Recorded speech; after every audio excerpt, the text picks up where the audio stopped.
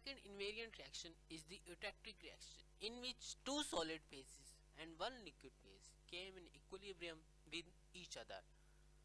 Eutectic reaction takes place where a liquid freezes into a mixture of two solid phases. So one liquid phase gives upon solidification two new solid phases.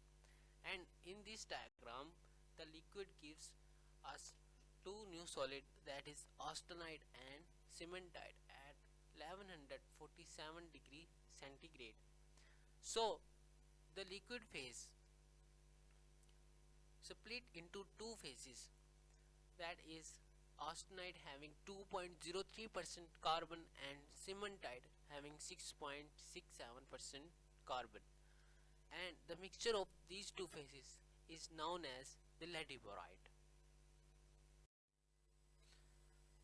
This invariant reaction also has 0 degree of freedom, which means that it occurs at constant pressure, which is 1 atm, constant temperature, which is 1147 degrees centigrade, and fixed composition, which is 4.3% carbon.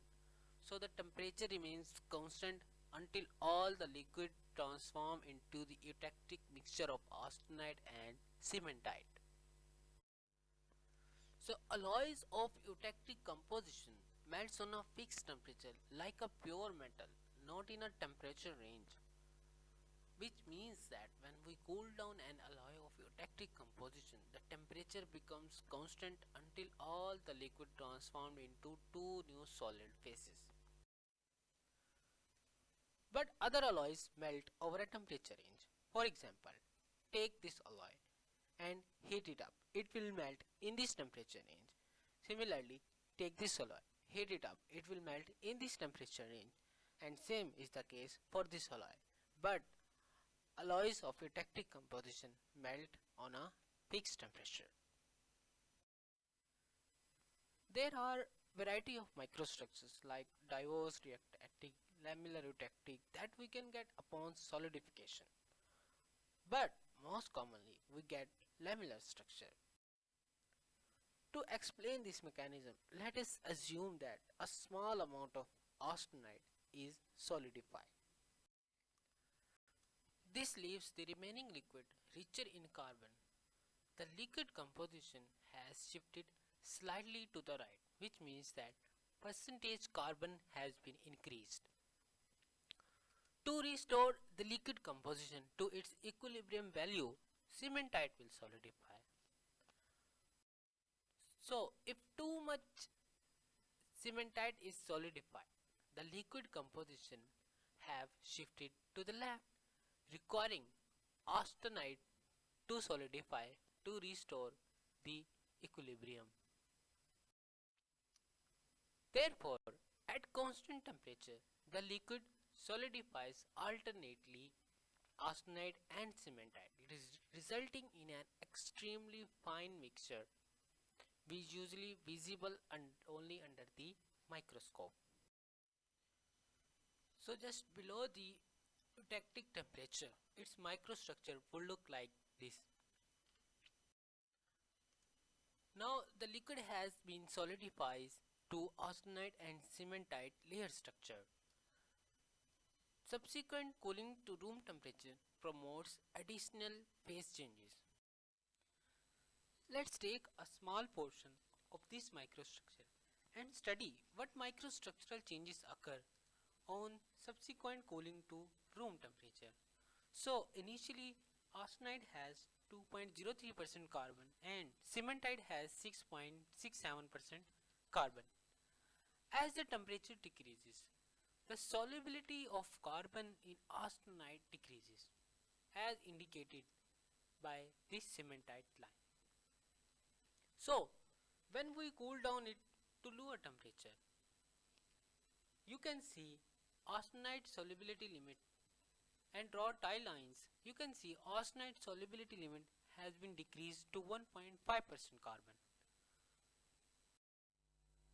Consequently, excess carbon is rejected from austenite and comes out in the form of cementite, which then joins the existing cementite and known as proeutectoid cementite. as we cool it down to further lower temperature up to 723 degrees centigrade and draw tie lines, you can see the austenite solubility has been decreased to 0.8% carbon. So more and more carbon keep on ejecting out of it until all the austenite composition reaches to 0.8% carbon. Now the condition for the eutectoid invariant reaction has been established, which is 0.8% carbon at 723 degrees centigrade and 1 atm pressure. So all the austenite having 0.8% carbon is now ready to undergo eutectoid invariant reaction to transform into pearlitic layered structure. So austenite will decompose into ferrite plus cementite, which is known as pearlite, and the final microstructure will be pearlitic colonies embedded in the network of cementite. So just below the eutectoid temperature, its microstructure consists of pearlitic colonies embedded in the continuous network of cementite. Now further cooling to room temperature promotes only slight like negligible changes. Did you ever notice that the alloy of eutectic composition has lower melting point than the both components? Here pure iron has 1539 degrees centigrade and that of cementite is 1227 degrees centigrade, but the eutectic mixture of both components is 1147 degrees centigrade, which is lower than the both of components. Why is that so? The answer is the Raoult's law, according to which the freezing point of a pure substance will be lowered by the addition of a second substance. So when we add carbon as a solute element, its freezing point will decrease accordingly. As we keep on adding more and more carbon, its melting point will keep on decreasing. Finally, it will reach to a minimum point. Since each component lowers the freezing point of the other, they both will meet to a point, and that point is the melting point of the eutectic alloy.